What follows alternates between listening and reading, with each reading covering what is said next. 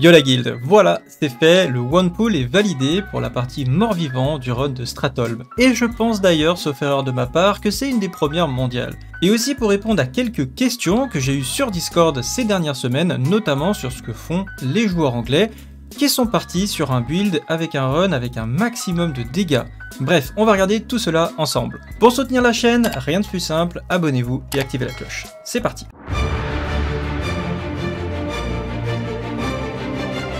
Alors pour commencer, on m'a fait remarquer que récemment, Arleus a fait un run strat en 12 minutes environ. Il ne rentre pas par la même entrée que moi de Stratholme, il a un gear et une spé plutôt orienté vers les dégâts et le spell power. Si on regarde un petit peu ses stats, on voit qu'il a donc les 475 de défense qui suffit pour être capé au niveau de Stratholme. Il a 13% de dodge, 15% de pari et 21% de bloc. Pour comparer avec mon équipement actuel, j'ai 16,91% d'esquive, 17,11% de parade et 34,77% de blocage. Et je continue d'améliorer mon stuff, il me manque encore quelques pièces éventuellement qui sont pas encore ultra bis, mais j'ai bientôt tout ce qu'il me faut, il me faut encore juste un petit peu de chance sur certains loots de Karazhan pour la suite du run, bon, même si le stuff que j'ai actuellement m'a permis de faire le one pool comme vous allez pouvoir le constater. Ensuite on remarque qu'il a pas mal de spell power, donc 431. Alors pour ma part j'ai encore plus de spells parce que je suis à 435, mais c'est parce que là il est en train de montrer un run low gear, comme c'est précisé dans sa titre vidéo, donc moi je suis vraiment sur un gear quand même qui est assez avancé. J'ai eu pas mal de très gros loot PvE etc. Donc forcément on n'est pas sur le même genre de stuff. Néanmoins je vous rappelle qu'on a fait un stuff full pré-raid, enfin Ariana notamment a fait un stuff full pré-raid et qui permet de faire la même chose que moi. C'est juste qu'il faut arriver à choper toutes les pièces et toute l'optimisation ainsi que les gemmes et les enchantements pour pouvoir arriver au stuff pré-raid qui est en stuff bleu-vert et qui permet de faire le même run que moi. Moi personnellement je n'ai pas encore réussi à obtenir toutes ces pièces là, donc c'est pas forcément évident et j'ai préféré aller le plus loin possible et pousser mon stuff dans ces derniers retranchements déjà pour vous proposer un run déjà le plus avancé possible et prendre de l'avance sur la méta. Mais quand j'aurai fini tous mes runs, je pense que je reviendrai sur des stuffs un peu plus bas tiers disons pour essayer d'optimiser des runs avec un minimum de stuff. Comme ça vous aurez des vidéos avec effectivement du low stuff et du stuff endgame. Je vous mets bien sûr, comme d'habitude, le lien vers la Google Sheet en description. Et au passage, ne confondez pas cette bislist pré-raid et raid avec un stuff qui est utilisable en raid. C'est un stuff uniquement pour le boosting. Boosting de monastère, boosting de strat, ce que vous voulez, mais c'est que pour le boosting. Alors il y a des pièces effectivement qui sont aussi bis en PvHL, mais là on est vraiment sur un stuff boosting, parce qu'il y a déjà des personnes qui avaient un petit peu mélangé, qui m'ont dit je comprends pas, c'est pas la même chose que pour les raids, etc. Oui c'est normal, c'est que pour du boosting. Bref, pour finir avec le run d'Arleus, et bien tout simplement, donc il fait son pool en partant de la partie, il va chercher des packs, donc il fait en 3 packs, on voit qu'il prend déjà assez cher, hein. Là les mobs sont même pas encore sur lui, il est déjà à 50%, et c'est normal, il est très loin du cap à Void.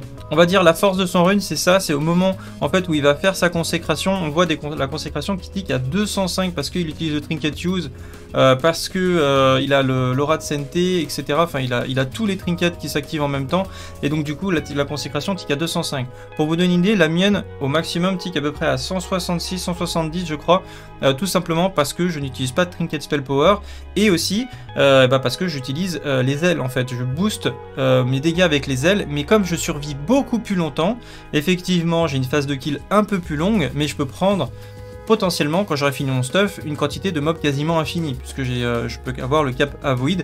Alors certes, je prendrai quand même des petits dégâts, notamment par exemple vous avez les petits squelettes qui balancent des frostbolts, ça peut passer de temps en temps, on peut prendre un 300, 400 comme ça. De la partie live, on verra aussi plus tard, il y a pas mal de mobs qui balancent des frostbolts qui font assez mal, donc pourquoi pas peut-être un stuff plus adapté après, mais en tout cas, pour l'instant, ça me suffit largement pour survivre et je tue les mobs sans problème. D'ailleurs, Arleus, à la fin de sa vidéo, bon là il a pas mis le timer, mais je pense qu'il est au-dessus des 12-13 minutes, c'est pour ça qu'il y a mon avis de la retirer, parce que là il a fait ces 3 pools. Alors je sais que j'ai l'habitude de faire le triple pool. En général, quand on fait le triple pool, les loots plus les commissions, on est déjà pas loin des 12, 13, 14 minutes, sans parler du fait qu'il faut les réparer, etc. D'où l'importance et l'intérêt de faire le run le plus vite possible en one pool. Là on le veut faire en 5 minutes, ça va dégager énormément de temps pour permettre d'ajuster en fait son temps et d'optimiser pour avoir les 5 runs de l'heure, puisqu'on a 5 resets de l'heure évidemment, et plus on gagne de temps, plus on va être efficace, plus on va pouvoir vendre de l'XP, puisqu'on va pouvoir aller chercher de l'XP justement dans la partie live comme il l'a fait ici, et on va voir que comme il n'a pas assez d'avoidance, voilà, il va être vraiment en galère en fait. Comme vous pouvez voir, il est très low HP. Ici, il essaie de mettre une grenade. Ensuite, il était très low HP. Et là, il coupe la vidéo puisque tout simplement, il wipe. Donc, c'est normal en fait. Il n'y a rien de mal à ça. C'est juste que, tout simplement, comme il est sur une opti spell power, il tank beaucoup moins. Et les mobs de la partie strat, en fait, live, les humains, font vraiment beaucoup plus mal. Si vous n'avez pas un stuff à void, pour vous attaquer à cette partie-là, vous allez vous faire détruire, voilà, tout simplement détruire. Donc si ce run vous intéresse, je vous conseille de regarder la première vidéo que je vous mettrai en description qui permet un petit peu de cadrer la préparation du run là, avec le run en 3 poules avec un stuff avoid, puisque je le faisais donc en 12 minutes à peu près. Après il y a la vidéo en 2 poules et la vidéo en 1 pool qui va être vraiment la plus importante pour tout simplement optimiser votre run et avoir un maximum d'XP. Je pense que là avec ce run là, on devrait pouvoir assez rapidement atteindre les 50 000 XP en 12 minutes, ce qui est énorme, puisque je rappelle que pour la plupart des rushers qui le font actuellement sur mon serveur en tout cas, c'est assez rare qu'ils proposent plus de 30 000 XP. Il y en a quelques-uns qui le font, 35, 36 000 XP, mais là on va passer sur un gros délire de 45 000 à 50 000 XP en 12 minutes. Sur ce, c'est parti. Alors j'ai lancé ce run hier soir un petit peu, ouais, je me suis dit tiens j'ai un petit moment, je vais tenter de faire le one pool parce que ça faisait au moins une semaine ou deux que j'avais pas essayé. Jusque là j'avais réussi à le faire mais uniquement avec l'impôt des mains, c'est-à-dire j'arrivais jusqu'à la phase de kill, je faisais tout mon pool, donc j'avais déjà la méthode si vous voulez pour ramener tous les mobs jusqu'à l'entrée, donc apporter des gens qui sont boostés en one pool, mais je n'arrivais pas tout simplement à survivre sans utiliser l'impôt des mains. Évidemment un run avec l'impôt des mains, ça peut être pratique des fois de l'utiliser parce qu'on a fait une erreur, etc. Donc c'est un peu un joker. Mais du coup, je peux pas mettre une vidéo de run avec systématiquement une impôt des mains à la fin, puisque c'est 1 heure de CD, donc ça veut dire qu'on sera en capacité de faire ce run qu'une fois par heure. Donc évidemment, je n'ai pas posté la vidéo. Mais là du coup, j'avais quand même la solution pour aller chercher le pool. J'ai fait une petite modification, vous allez voir à la fin, que je n'utiliserai plus au bout d'un certain temps, parce que c'est vraiment une question. Alors là d'ailleurs, c'est très intéressant, le run a très mal commencé, puisque je me suis pris une Frostbolt into Bristionous qui m'a obligé de mettre une Freedom ici pour avancer. J'ai pris énormément de dégâts au début à cause de ça. C'est assez rare en fait que je sois assez bas en PV à ce moment là, normalement je suis censé être quasiment à 100%, mais là j'ai eu vraiment pas de chance sur la Frostbolt, alors j'avais bien l'aura RG d'activer, mais bon c'est pas grave. On active le Dabiri, donc c'est le bouclier qui permet d'être capé à void quasiment du coup, donc on prend quand même des petits dégâts. Si vous vous demandez d'où viennent les dégâts alors qu'on est capé à void, les mobs ont des compétences, ils ont des compétences qui passent à travers la void, donc on prendra toujours des petits dégâts, mais ça descend extrêmement doucement quand on est capé. Donc là j'en profite pour remonter au maximum ma mana sur l'horreur, donc parce que j'avais perdu pas mal de mana, et on va pouvoir se heal comme vous allez pouvoir un peu plus loin. Donc là la porte va s'ouvrir, ça y est, je me remets une petite freedom, on recommence le kiting tranquillement, on reste le plus face possible au mob, on essaie de longer les bords. En fait le fait de sauter contre les bords, un petit glitch ici, ça permet en fait tout simplement de faire un petit peu bugger les mobs et de prendre quelques mètres d'avance. Donc on les ramène un petit peu loin dans le couloir. Ici on va mettre une petite bop et on va se heal tranquillement le temps que les différents mobs se packent sur moi. Voilà, je me remonte, je fais 2 gros heals. Et ensuite on va enchaîner avec une grenade. Alors petite précision ici, j'ai utilisé une grenade parce que j'avais rien pris, c'était un peu improvisé ce que j'ai fait ce jour là. Mais en vrai, le plus intéressant, ça va pas être de mettre une grenade, le plus intéressant, ça va être une grenade en givre qui coûte beaucoup moins cher et qui dure plus longtemps, ça dure 5 secondes ou 4 secondes je crois la Nova, alors que la grenade en adamantite coûte 2 ou 3 fois plus cher. Alors c'est intéressant parce qu'elle fait quand même des dégâts, donc du coup sur votre pool c'est bien de commencer à les entamer parce qu'il faut qu'ils meurent quand même le plus vite possible, et plus ils meurent vite sur la phase de kill, plus ça va être intéressant pour vous et facile pour vous. Donc moi c'est pour ça que j'ai mis de la consécration, vous voyez qu'il y a des mobs qui sont un petit peu abîmés déjà, mais là une grenade en givre ça permettra de faire tout simplement plus de distance et vous laisser un petit peu plus de marge pour respirer. Donc on reste sous freedom quand même parce qu'on prend énormément de frostbolt, on longe les murs au maximum pour les faire un petit peu glitch, vous allez voir des fois ils s'arrêtent un petit peu certains mobs, c'est pratique. Ensuite on avance tranquillement, voilà, on prend les différents packs, essayez de taper un maximum de fois les mobs. Là je fais une consécration en rang. Tous les clics droits que vous pouvez faire dans les mobs c'est pas mal parce que ça peut vous faire proc de la régène mana tout simplement. Et donc du coup ça c'est assez intéressant d'avoir à peu près entre, je dirais minimum, quand vous finissez le pool, quand vous arrivez sur le boss de fin, il faut avoir au moins 20% mana. Si vous avez moins, ça peut être compliqué. Donc ici, petit détail, à partir du moment où je passe devant les ghouls, je mets une popo de sprint, tout simplement pour pas être embêté par les abos, parce que si j'ai une abo qui me coupe le chemin et qui m'éjecte dans le mur, je suis mort. Voilà, tout simplement, ou je suis mort, ou je dois faire le pull sur place, et du coup c'est embêtant parce qu'il nous manque la moitié du, enfin la fin du run, donc ça peut être très embêtant, et en plus vous pouvez être mal placé, enfin bref, c'est la merde. Donc du coup, une popo de sprint pour être tranquille, je mets mon exorcisme au fond, ça va tout pull, un petit consécration rang 1 ici pour récupérer les mobs, on met la freedom tout de suite, j'aurais pu la mettre avant d'ailleurs, et on recule, voilà, on est à 67%, 28% mana, on avance un petit peu, on va remettre la bonne bénédiction, voilà, c'est fait. On prend toujours le boss en target ici, c'est très important parce que c'est lui que vous voulez focus, c'est lui qui a le plus de vie, c'est lui qui va vous donner le plus de regen mana, et c'est lui qu'il faut tuer aussi rapidement parce que s'il reste que lui à la fin et qu'il est full life, c'est chiant, vous allez mettre une plombe à le tuer, vous allez perdre 2 ou 3 minutes pour le tuer, donc c'est lui que vous devez focus, donc c'est très intéressant de l'avoir ici. Ensuite je mets une petite consécration de loin pour, voilà, j'appuie le pack, parce que des fois il vient pas, c'est assez rare, mais bon, de temps en temps il vient pas, donc je voulais pas le louper. Et ensuite on va aller se placer, donc là ici, n'hésitez pas à spammer le dispel pendant que vous avancez, parce que de temps en temps, si on prend une frostbot là, ça peut être assez compliqué. Mais bon, là tout se passe bien, on attend tranquillement, on garde notre cible en target qui va arriver, le voilà, on le juge. Donc là déjà, j'ai quand même beaucoup de mobs sur moi, j'ai rien activé là, j'ai pas le Dabiri encore et tout, je pense que je vais le faire soon. Mais je prends pas tant de dégâts que ça, vous allez voir, je vais faire une petite erreur également. Donc là mes PV descendent tranquillement, j'ai activé le Dabiri en dessous de 35%, pour faire proc le ardent défenseur, je rappelle, en dessous de 35%, c'est 30% de dégâts en moins. Ça vous permet vraiment de maximiser l'effet du Dabiri dans cette zone-là et de bien ajuster sur l'activation de la figurine du colosse qui va vous heal. Le deuxième trinket, d'ailleurs, il n'est pas dans ma barre. Normalement, il y a la pierre de soin, parce que quand je fais d'autres contenus, des donjons et des raids, je mets la pierre de soin ici à la place du Dabiri, parce que je l'utilise pas. Et j'ai oublié de le changer, en fait, avant le run. Donc du coup, ça va être un peu la panique, mais bon, on va quand même s'en sortir. Donc là, je regardais mon timer, il reste 1 seconde. Après, je me dis combien de temps je peux tenir, et je vois que ça va, en fait ça descend doucement, donc je peux me permettre, je vois à 17%, je fais, ah ok, il faut que je me dise, oula, ma vie remonte pas, pourquoi ma vie remonte pas, à 8, 6, 4%, et là, je fais, merde, donc du coup je clique, et je remonte. Donc j'ai eu un peu de chance ici, tout simplement parce que j'avais oublié de le mettre dans ma barre de sort, mais ça passait largement, je faisais à 10%, 15%, normalement j'appuyais sur mon bind et tout allait bien. Donc du coup, on l'a fait de manière la plus optimisée possible, hein, parce qu'on a attendu le dernier instant. Et là, du coup, je me dis, ok, il y a des mobs qui risquent d'exploser, donc ce que je vais faire, pour pas prendre de risques, parce qu'il y a encore quand même beaucoup de mobs en vie, je vais faire un kitting. Donc je vais faire un kitting en ayant le plus de vie possible, donc là je suis très bien niveau HP. Et en fait, ce que je voulais faire, c'était attendre la fin de mon debuff, parce que j'ai encore ma bulle. J'ai claqué les ailes en fait pour faire un maximum de burst, et j'ai encore ma bulle, c'est une idée que j'ai eue parce que je me suis dit tiens c'est dommage j'utilise jamais les ailes, et je me dis là j'ai de quoi kiter, j'ai un petit tour de piste, j'attends la fin du debuff, j'ai pas mal de PV, donc du coup je vais attendre pour récupérer la bulle, comme ça j'ai la popo de mana qui est en train de revenir, je suis extrêmement bien si je peux bulle. Donc là j'attends les 4 secondes du debuff, j'ai un peu flippé, je me suis dit j'espère qu'il n'y a pas de mobs qui vont m'exploser dessus, mais je vois qu'ils sont encore tous en vie, donc c'est good. Là je fais ma bubule, la petite colère divine évidemment pour faire un maximum de dégâts, la grenade, et là on les a quasiment tous exterminés sur la grenade, il me reste encore 3 secondes de bulle, je me remets un hit par sécurité, et là les mobs ils sont tous terminés. Donc on est très bien, et on est actuellement à 4 minutes 36 avec 230 mobs un peu plus, là on va voir à combien ça finit. Voilà le boss qui meurt, ensuite il nous reste les 2 abominations, voilà on les termine, ensuite on fait les loots. Donc là on est à 5 minutes 10 sur le kill, on va rajouter je pense 1 ou 2 minutes, peut-être 1 minute sur les loots, donc là on spam.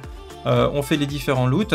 Voilà, les loots sont terminés à peu près à 6 minutes 38, et là on est en train de se diriger tout simplement vers la partie live pour aller récupérer des mobs supplémentaires. Donc rendez-vous compte, il est 6 minutes. Pour avoir les 5 resets de l'heure, c'est à peu près, faut 11 minutes. Parce que 11 minutes, vous avez le temps de trade, vous avez le temps de faire une petite réparation, etc. Vous avez un petit peu de battement comme ça pour aller relancer vos runs. Donc c'est important de rester, je pense, en dessous des 11-12 minutes maximum. Donc là on est large en fait, on a le temps de faire encore un gros pool, de ramener les mobs. Et donc c'est ce qu'on verra dans la prochaine vidéo, et ce qu'on va travailler un petit peu sur le stream cet après-midi. On va aller chercher la partie live. Donc là, vraiment, on a dégagé du temps pour aller augmenter l'XP. Actuellement, ce run-là, quand vous avez des gens qui sont au début de l'instance, eh ben, ils vont récupérer quelque chose comme à peu près entre 25 000 XP s'ils sont level 45, parce que je rappelle, c'est de 45 à 62 à peu près le run.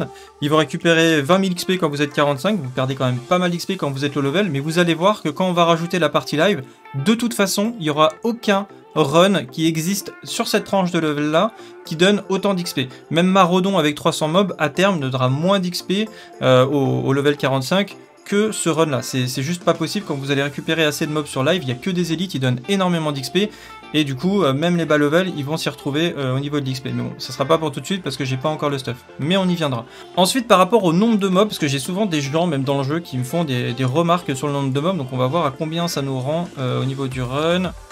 Voilà, on est à 234 mobs. Alors effectivement, dans ce compte là, il faut retirer les rats, parce que quand vous passez sur des caisses, quand vous passez dans le trap, quand les abommeurs, elles font pop des mobs qui sont level, je sais pas, qui sont bas level et qui explosent, qui font pas d'XP et qui sont comptés, enfin tous ces mobs là que je vous ai cités, les rats et les petits zombies qui pop, ne donnent pas d'XP. Mais bon, on les a quasiment sur systématiquement tous les runs, et ce qui importe, comme je l'ai dit, c'est toujours l'XP, et au final vous faites un run qui donne 25 000 XP, qui donne 30 000 XP, qui donne au maximum, hein. Faut toujours vous dire l'XP qui donne au maximum à quelqu'un qui est de level, donc pour avoir le maximum d'XP, il faut être à peu près entre level 57 et 60, c'est là où vous gagnez le plein potentiel du run, ce qui fait que sur ce run là, normalement, une personne qui est level, disons 58, va gagner 30 000 XP environ. Et ce run à 30 000 XP, en général, il fait 234 mobs avec les rats, les machins, entre 234 et 250 mobs, ça dépend, vous pouvez en prendre un peu plus sur la route, mais voilà, c'est à peu près ça, donc c'est, on va dire, entre 28 000 et 30 000 XP pour l'instant. Maintenant, ce qui va être très intéressant, c'est d'aller jusqu'aux 300 mobs. Et pour aller chercher les 300 mobs, il va falloir aller chercher des mobs de la partie live qui donnent énormément d'XP, qui donnent beaucoup plus d'XP parce que c'est que des élites. Quand vous faites les packs de morts vivants, il y a des mobs qui sont non élites, il y a des mobs qui sont élites, les mobs non élites donnent évidemment beaucoup moins d'XP, alors que dans la partie live, c'est vraiment que des mobs qui donnent full XP, donc c'est 400 ou 500 XP par mob, c'est quand même incroyable. Et du coup c'est là où on va vraiment pumper l'XP pour les rerolls. Donc passer de peut-être 30 000, déjà moi j'ai fait du 37 000 XP de manière assez constante avec juste les premiers mobs de la partie live, donc en run en 13 minutes à peu près. Donc ce run là déjà il est assez insane, et d'ailleurs je le vends actuellement 20 PO parce qu'il n'y a pas énormément de gens qui rechargent des boosts. Pourquoi il n'y a pas de gens qui chargent des boosts en ce moment? Parce que les gens sont en train de bosser sur leur main, il y a tellement de choses à faire au level 70 entre les réputations, les prébis, les donjons héroïques, enfin il y a trop de trucs à faire, monter les métiers et tout, ça prend un temps monstrueux. Et je pense que dans les semaines qui viennent, on va commencer à voir les premiers gens qui commencent à reroll de manière intense, mais c'est pas encore le cas. En plus, il y a le nouveau patch de Shadowlands qui est arrivé, donc il y a pas mal de gens qui sont en train de tester ce contenu, etc. Je pense que beaucoup d'entre eux vont bientôt revenir quand ils auront fait le tour de Shadowlands et qu'ils auront envie de reprendre classique. Donc on aura plein de gens qui vont soit sésame ou qui vont commencer à reroll par effet un petit peu de domino, comme ça les gens leurs potes qui vont reprendre sur classique, qui vont revenir, etc. Donc la méta reroll, elle n'est pas encore là, mais il faut la préparer et elle va arriver. Actuellement, quand je fais mes runs à 20 PO, ça part très bien, sachant que ça donne quand même beaucoup d'XP. Et en plus de ça, vous avez un cashback, parce que quand on loot les mobs, vous récupérez à peu près 5 PO par run. Donc ça veut dire que sur un run qui est vendu 20 PO l'unité, vous récupérez 5 PO, ça vous fait un run de 15 PO pour 30 000 XP, c'est juste incroyable. Genre, il y a des runs ZG qui se vendaient 60, 70, 80 gold au pré-patch et qui donnaient à peu près 35, 40 000 XP maximum, quoi. Donc du coup, on est quand même sur quelque chose d'assez stratosphérique en termes de rentabilité d'investissement. Et si vous voulez en profiter, je pense que c'est maintenant. Après, les prix, à mon avis, vont fortement augmenter, surtout quand on va arriver sur des runs qui vont faire 40 000, 45 000, 50 000 XP avec des paladins qui seront stuff. Alors, ce ne sera pas tous les paladins qui seront en capacité de faire ça tout de suite parce que ça demande quand même pas mal de stuff raid, j'en suis conscient. Mais il y en aura qui vont arriver à le faire parce qu'il y a quand même pas mal de paladins en ce moment sur le serveur. Voilà, et enfin pour cette vidéo, il y a pas mal de gens qui m'ont posé la question pourquoi je n'utilisais pas le garde lichen pétrifié. Donc dans le guide, il est ici en bas à droite, on a précisé, donc n'hésitez pas à lire les petites notes sur le stuff ici.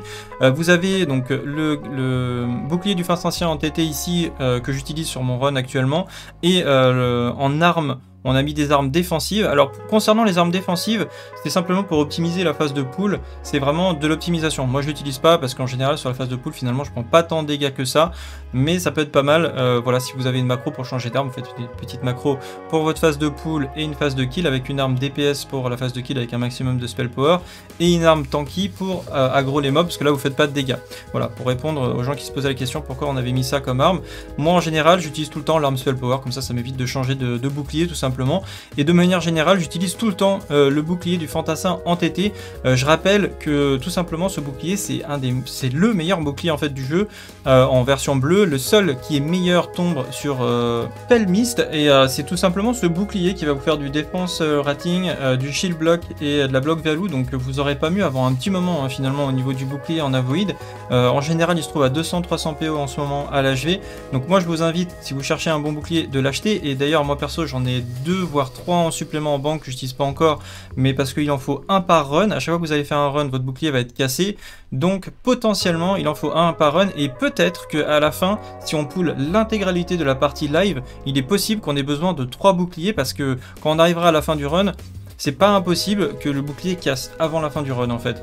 Donc du coup, et ça sera tout pour tous les boucliers qui ont 100 HP, hein. C'est comme pour le Guard Lich, il a 100 HP également, enfin bref, peu importe, mais moi je vous conseille de le garder, de l'avoir. Au pire, si vous en achetez un de plus, c'est pas grave, mais à mon avis, ce bouclier va être assez recherché quand les gens vont vouloir rentrer dans la méta boosting et optimiser leur stuff. Actuellement, il n'y a pas mieux, parce que c'est un des rares boucliers qui te donne de la défense et du blocage en même temps. Voilà, et pour finir sur le run d'Arlius également, je pense que bientôt ils vont devoir changer de stratégie, donc ça m'étonnerait pas que dans les prochaines semaines, vous allez voir un run d'Arlius, où en tout cas il va parler d'avoidance, parce que je trouve, hein, de mon point de vue, que ce qu'on avait prévu de base avec Ariana, de faire un run full avoidance, eh ben, ça sera beaucoup plus performant qu'un run full dégâts. Donc ça m'étonnerait pas, on va essayer de voir si j'ai raison ou pas, mais à mon avis, dans les semaines qui viennent, vous allez voir des vidéos anglaises avec le stuff avoidance, avec la stratégie full avoidance. Bref, on verra si l'avenir nous donne raison. Voilà, c'est tout pour cette vidéo. On va améliorer le run ensemble sur Twitch dès cet après-midi. On va peut-être définir ensemble un objectif de Gold Farm. Un gros merci encore à Ariana pour son travail qui m'a permis d'avancer aussi vite. N'hésitez pas à check sa chaîne YouTube et Twitch. Sur ce, salut à tous, salut Eagle et à bientôt. Ciao.